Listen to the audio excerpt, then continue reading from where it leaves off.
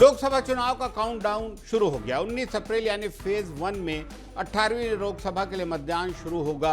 राजनीतिक पार्टियां अपनी जीत सुनिश्चित करने के लिए हर दांव अपना रही है। कोई जातीय जनगणना की बात कर रहा है तो कोई तीसरे टर्म में कड़े फैसलों की बात कर रहा है। इसी राजनीतिक मौसम में 10 साल से विपक्ष में बैठी कांग्रेस ने अपना घोषणा पत्र जारी कर दिया और हर जगह इसी की चर्चा हो रही है। पार्टी ने इसे न्याय पत्र नाम दिया है। इसमें एमएसपी से लेकर रिजर्वेशन पर वादे किए गए हैं। मैनिफेस्टो यानी घोषणा पत्र में पार्टी ने 25 तरह की गारंटी दी है। पार्टी ने वादा किया है कि सत्ता में आने पर एमएसपी को कानूनी दर्जा दिया जाएगा, 50% की आरक्षण सीमा खत्म की जाएगी और रिजर्वेशन सीमा बढ़ाई जाएगी। इसके साथ ही जातिगत जनगणना होगी और कर्जा माफी के लिए आयोग बनाया जाएगा और रोजगार की गारंटी शामिल होगी। इस घोषणा पत्र में 5 न्याय की बात कही गई है, जिसमें मजदूरों से लेकर महिलाओं तक सभी को साधने का प्रयास किया गया है।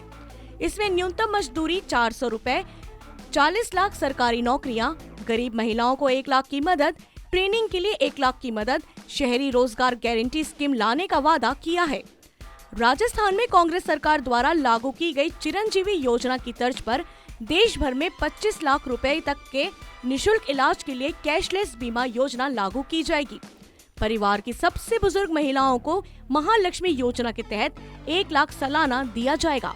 आइए अब कांग्रेस के घोषणा पत्र को विस्तार से समझते हैं।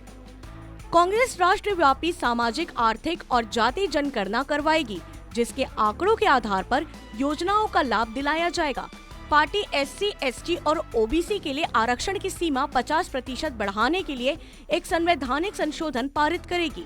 सार्वजनिक क्षेत्र के उद्यमों में नियमित नौकरी और संविदा व्यवस्था को समाप्त किया जाएगा।